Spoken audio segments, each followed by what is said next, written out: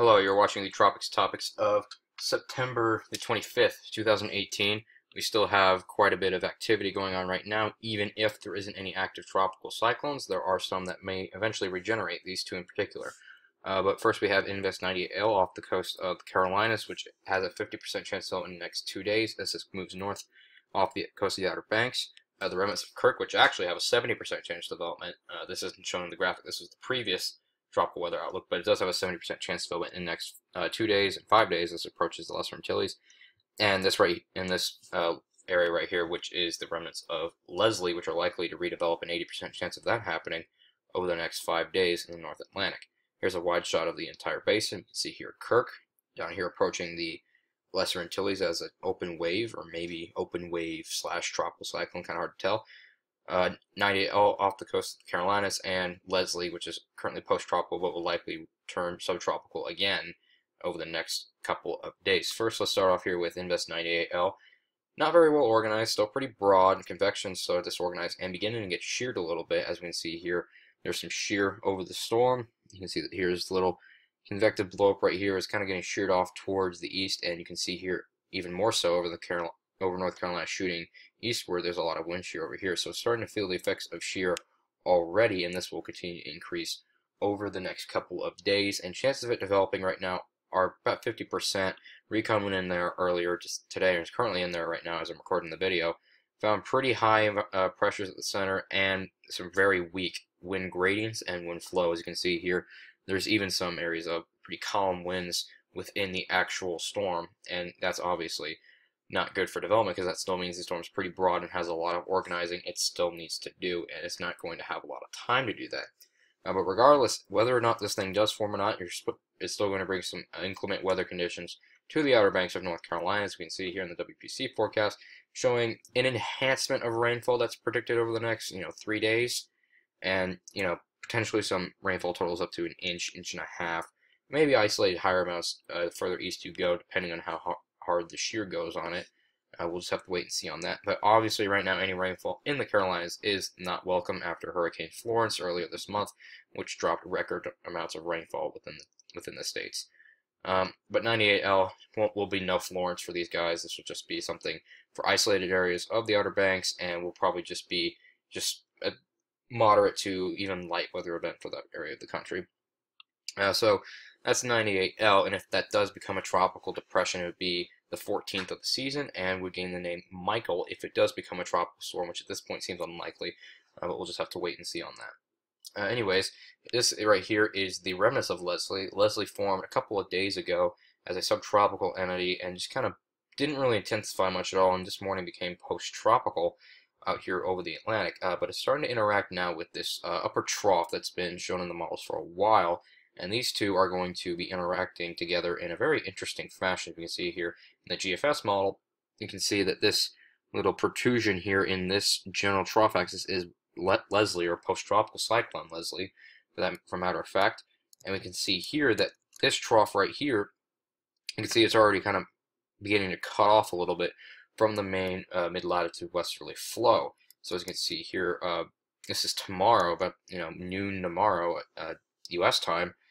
You can see here that the trough is cut off here and it's starting to interact with Leslie's remnants, but Leslie still remains on top. As we can see, the vorticity center with Leslie continues to excel, I guess, and eventually becomes dominant, really intensifying Leslie up.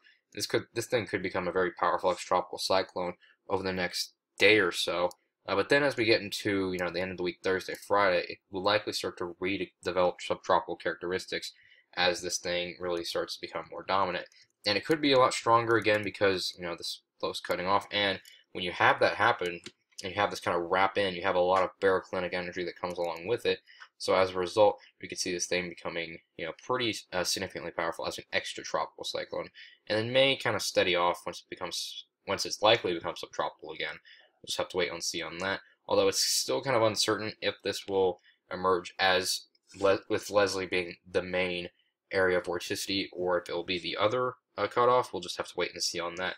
Right now, it's looking like it will be Leslie that comes on top. Here's the European solution of the same forecast. You can see here, here's Leslie right here. This is tomorrow morning, and it's becoming more dominant. As you can see here, it's still kind of broad here. It's not fully subtropical, and it becomes more subtropical as we get into the day on Friday. And we can see it just kind of meanders out here in the North Atlantic, not really being a threat to land per se over the next several days. Just probably just gonna meander out here. We're just gonna have to watch it, but more than likely will just be a fish storm that's going to be piling up ace points, assuming that it does become tropical again. So that's Leslie. Lastly, here we have the remnants of Kirk. This thing has been in and out basically of what we can call questionable as a tropical cyclone. Dissipated. If I remember correctly, it dissipated yesterday. I can't even remember at this point. It's been so long, for me at least.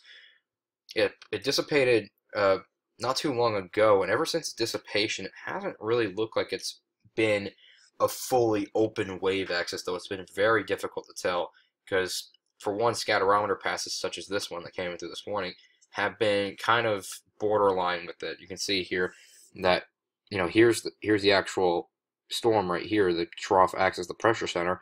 You can see here that obviously you have a bunch of easterly winds to the north of the center, but your westerlies to the south aren't very strong, and that's been kind of the question with Kirk for the past at least 36 hours, is that does it have enough westerly flow to the south of the circulation center to be classifiable as a tropical cyclone. At this point, it's not currently like that. We can kind of see here in the loop, you can kind of see these clouds flowing in straight from the north, and that's meaning that that means that it might still be open, but it's still kind of hard to say. But obviously, it's still a very vigorous tropical wave.